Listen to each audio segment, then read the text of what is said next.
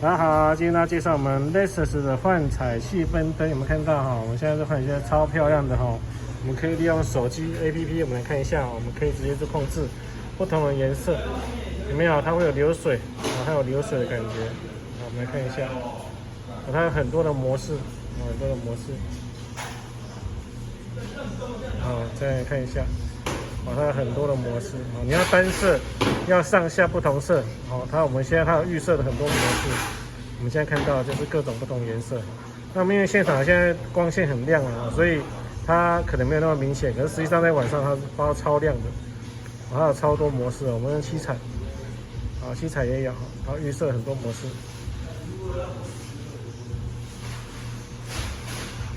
速度也可以调整，方向也可以调整。比如我想要速度快一点，我想要速度好，现在速度变慢，我想要速度加快，它也可以加快。七彩，很多的颜色。我要单色也可以啊，我要上下色不同色也可以。幻彩，各种不同的感觉通通都有。我们看到，超漂亮的。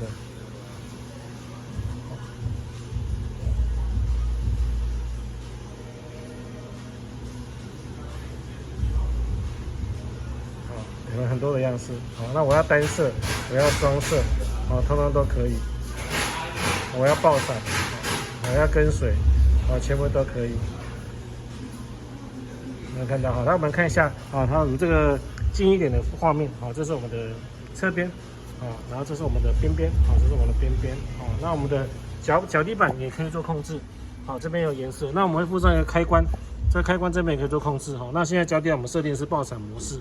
这边可以设定亮度，还有模式，通通都可以。我们看一下后架，后面，后面也有，后面的脚地板也有，脚地板也通通有。现在要做爆闪模式，那我们看一下，很漂亮，有没有？流水灯很漂亮，那我们看一下这边，看一下这边，颜色都非常漂亮，都可以自定义，这边是我的侧边。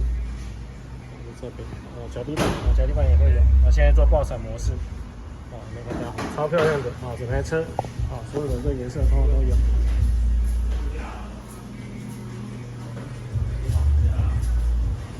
那我们来试一下，我们把它电门给关掉，我们现在把电门给关掉，我们关掉一下，我们看一下它关起来的感觉，看一下，这是电灯关掉的感觉，它看起来就像原厂线一样，它是一个很细的做胶。